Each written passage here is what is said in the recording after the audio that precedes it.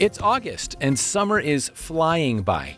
This month is unique because it's one of the warmest months in North America, but its name is also unique. And that's because it was named after Rome's first emperor, Caesar Augustus.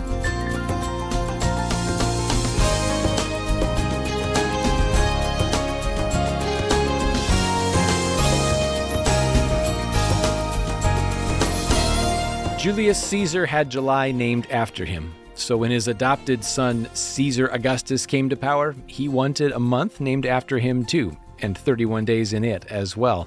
For a time, Augustus was the most powerful man on earth, but his kingdom came to an end. Few associate him with his month. And yet God used Augustus to bring Mary and Joseph to Bethlehem for a census. After all, this would be the exact time and place that his son would be born. And now, 2,000 years later, we remember that Jesus is still reigning as King of Kings and Lord of Lords. He is the name above all names. Welcome to Haven Today on this Monday. I'm David Wolin, sharing the great story that's all about Jesus, and today we begin a new series called Human by Design. And we're talking about the question, the fundamental question, what does it mean to be human? It's one of the most vital questions that Christians must be able to answer well. For lots of reasons, the list is getting longer by the day. But in the not-so-distant past, this was a question more for theologians and philosophers, or the world of sci-fi, like the Star Trek franchise and the android robot character of Data.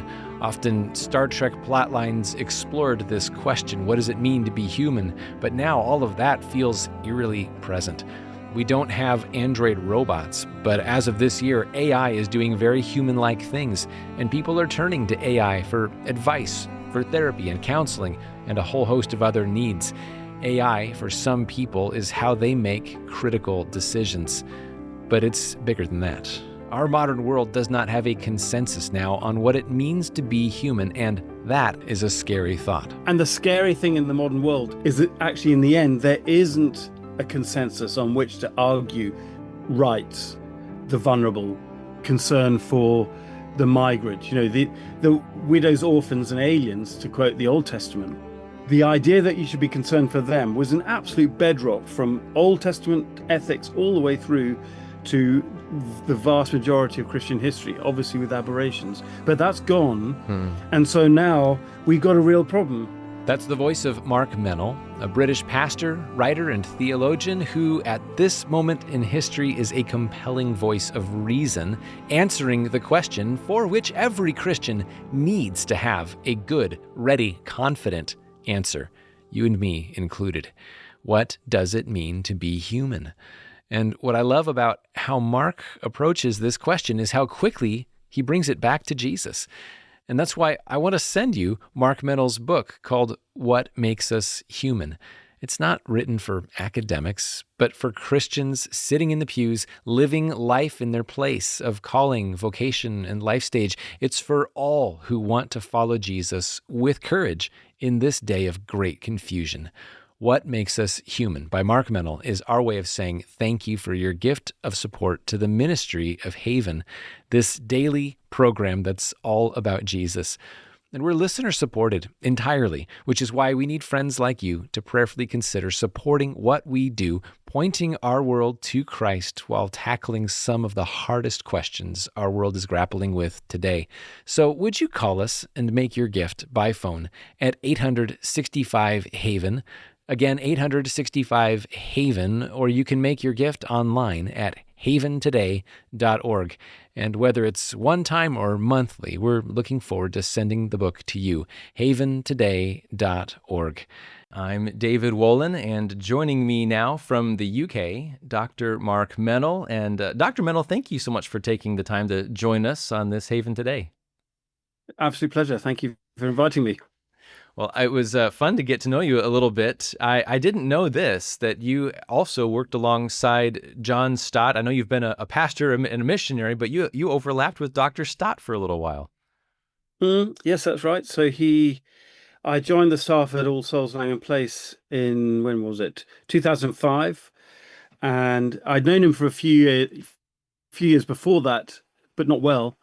and so overlapped on staff. And then he had a bad fall. I can't quite remember the date, but just a few years before he died, and so he stopped doing all public ministry. But we were able to go and visit him and see him in his retirement home. But he was still very much a presence in the church, as you might expect. Yes, yes. And as I understand it, you're still working with Langham Partnership there in the UK. And one of the things that you've done, you've been an author, and you wrote a book that I am absolutely fascinated with right now. And I'm interested even in where this interview will take us, even just commenting on the interview itself. It's early evening for you. You're in the UK. I'm traveling. I'm on the East Coast of the US, and my sound is probably slightly bouncy. I'm in a hotel room. And then our producer, Troy Lamberth, is in Southern California. So we're spread around the globe here. And I say that simply to underscore what's possible in our world today, which was all but impossible not all that long ago. And so what technology has made possible is it's staggering when we stop and look back, but it's even more staggering right now when we stop and look forward at the various ways tech is developing, particularly AI. And so, Dr. Mennel, you wrote this book a few years ago called What Makes Us Human? It's just a critically important question, but I'm thinking at this point in history, a few years after you've written it even, how critical, how important is this question, what makes us human? Yes, it is critically important. I mean, it seems to be the lurking question behind the question, with so many topical issues, challenges, problems, possibilities, and yet it's not a question that people are comfortable asking. Perhaps because it might lead down some dangerous or uncomfortable alleys, or because actually many people today, certainly in the West, are kind of pragmatists. We want to do what works, regardless of the consequences or the implications. And so to ask a question like this, that might perhaps bring some kind of restrictions on us, is not something we want to consider. And it's a question, I think, that needs a reference point because our culture at large answers questions like this in a very relative way. What is good? What is true? And if your reference point is simply how I feel about it, me, the individual, or maybe broadly speaking, what the majority of cultural consensus is, that's the reference point, you'll end up in a completely different place. But our frame of reference is toward our Creator, as it must be. And so that's where you started to answer this question. And I think that's critically important for believers. I mean, it seems like such a basic, obvious question. What makes us human? I wonder a century back if anybody would have asked that question. But right now, it's touching everything around us. Politics, legal things, economics, education, morality, ethics, even media and entertainment. I was actually just thinking about this, reading your book. It's amazing to me how often through film and literature and I suppose other forms of art, people are wrestling with that very question. What is it that makes us human? And then they're sort of putting forward their view on it. But it's more than amusement, because I think what we believe about that is going to radically shape ourselves and our world around us. Exactly. I mean, it's interesting. I don't think the question was previously sort of not asked, but the reality is, even 100 and certainly 200 plus years ago, there was so much more consensus. Even go back to the Reformation and beyond, before that, the Reformation debates were, they were fiercely fought, and sometimes too fiercely.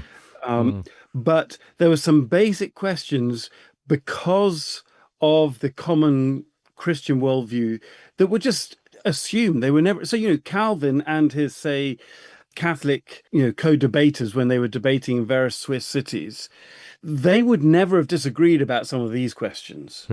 We are in a very different place in that we can't even find anything on which to base a start of a conversation. And it's amazing when you look at, say, how much, say, the early reformers and their Catholic interlocutors had in common. It was, I don't know, 80% of the stuff they were debating. They said, oh, yeah, we agree with that. We're not going to touch that. Whereas now, in a kind of post-Christian world, that has gone. And so everything is up for grabs. And that makes actually having these conversations, with different groups so much harder, because you don't have a common starting point. Mm-hmm. Mm-hmm. And we're going to dive into the theology of this more fully in just a moment. And I don't know the answer to this question. I'm just going to throw it out there for you. But I'm curious if you might recall this. Is there, for you, was there something in your own life? Was there something that sort of instigated you to begin to consider this and mull this over? Was there a personal touch point for this question for you? That's a good question. I think weirdly, two books came out at the same time in 2015. So when this came out, there was another book I wrote, which was a much bigger project, took me 5 years, called The Wilderness of Mirrors. And that was the result of coming back from working in Africa to Britain, to Europe. And even in the short time we've been away, it's the classic scenario, things were different. And I was trying to get my head around what has changed, or what did I not notice before we left, but is really apparent now. And the thing that really hit me between the eyeballs was the idea that we are a very suspicious culture. We don't trust. And it goes all the way from the big institutions to the person down the street. And you're seeing that, that trajectory has not ended in the last 10 years since the book came out. But one of the things that I hadn't anticipated in the course of writing that book, The Wilderness of Mirrors, was that actually the reason there is so much suspicion is because there's been so much experience of bad usage of power.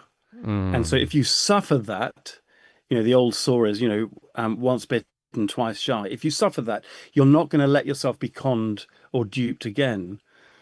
And basically, I was seeing a lot of this and had some sort of experiences of being on the receiving end of this kind of thing. And that's what led me down to questioning the whole business. Well, what actually am I? Why is it wrong for me to say to you, you shouldn't bully me, or you shouldn't tread on me, to quote one state's motto? Yeah. Long live King George, by the way, but that's another story. Let's let bygones be bygones, shall we? No, we're moving on. But what arguments do I have to be able to say, hang on, you shouldn't do that?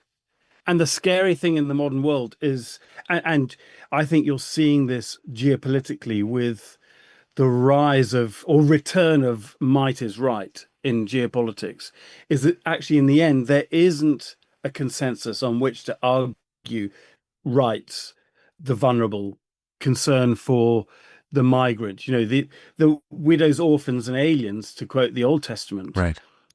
The idea that you should be concerned for them was an absolute bedrock from Old Testament ethics all the way through to the vast majority of Christian history, obviously with aberrations. But that's gone. And so now we've got a real problem, because I think people can easily argue against the care of the vulnerable and the weak, because it's not economic or it's not expedient or whatever it is. And that makes the world much more scary. And so it was a kind of pincer movement. I wasn't expecting to write this book when I started the other one, because that took several years.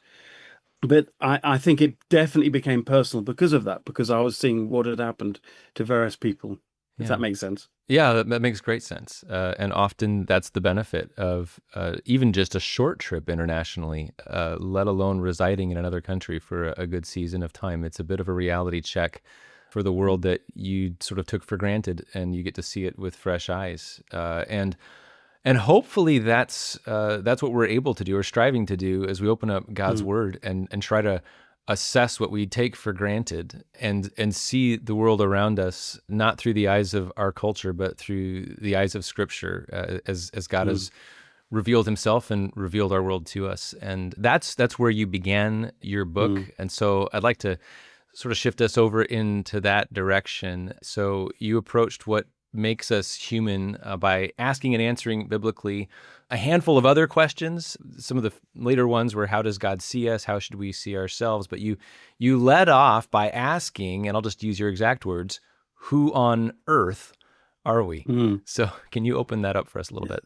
Yeah, it's our environment where we are placed, as well as our, if you like, createdness, our creatureliness, are no accident. And so it goes back perhaps to that C.S. Lewis argument about the fact that we yearn for God for the transcendent, because there is a God to yearn for. Likewise, you feel hunger because there is such a thing as food. Doesn't mean you're going to get the food, but it does mean that your body is made to need it and to want it and to, at some point, be able to find it. And so it's starting with just the fact of us being placed in this environment, as in the earth, and being embodied. And that's something that I think maybe is fruitful to explore, because that's certainly something that in all kinds of ways, not least the fact that we are talking across an ocean. Yes. And the fact of our being embodied is irrelevant to this discussion at one level. That is under assault all the time these days. And yet from the beginning, from Genesis 1 and 2, our embodiedness in a garden, in a place, is basically, it's the blueprint. It goes with, it's the maker's instructions. That's right. That's right. So there is something in this virtual world, as much of a blessing as it can be. It's not the same as sitting down across from each other and sharing a pot of tea, which we would do. If we were in didn't the UK, COVID right? teach us that? Sure. That was the awful thing about COVID. Yeah, exactly. Exactly. We're meant to share the same space. And so you begin there, but then you expand it to how does God see us? And I was fascinated by the way you approach this. You could have probably written a whole book full of chapters exploring different dimensions of this, but you chose two. And in the first one, you described this way, that we are made. And so, you subdivided that for a reason, but what do we need to see here with that? The crucial point is that we are not the sum total or the end point of our existence. We cannot make sense of ourselves in a kind of solipsism, in isolation from anything and anyone. We can only understand ourselves in the light of our relationship to our Creator. So I am not the first or the last of any discussion. In fact, if I start with me, I'm going to go wrong. I've got to start before me to the one who made me, if you can put it like that. Yeah, you could.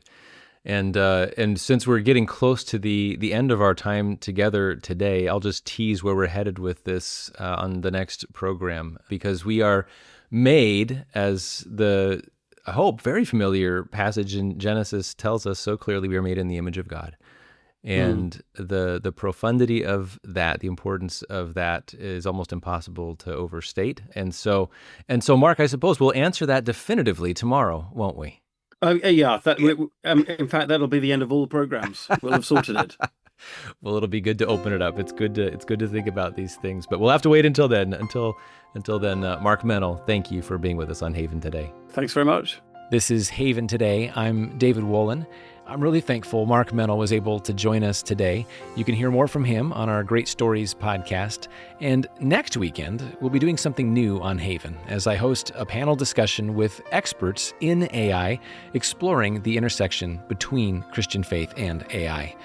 But the book we're offering today is the foundation to all of these discussions. What Makes Us Human by Mark Mennel is a thoughtful, biblically grounded book helping us answer what may prove to be the most contentious issue in our lifetime. Yes, that's a big statement, but the world at large needs Christians to answer this question well. And What Makes Us Human is easy to read, under 100 pages, and it's our way of saying thank you for your gift of support to this ministry of Haven Today. 865-HAVEN is the number to call to make your one-time or monthly gift, 865-HAVEN, or you can go online to haventoday.org. The website again, haventoday.org. I'm David Wolin. Won't you come back and join us next time? We'll be keeping it all about Jesus. It's the great story here on Haven Today.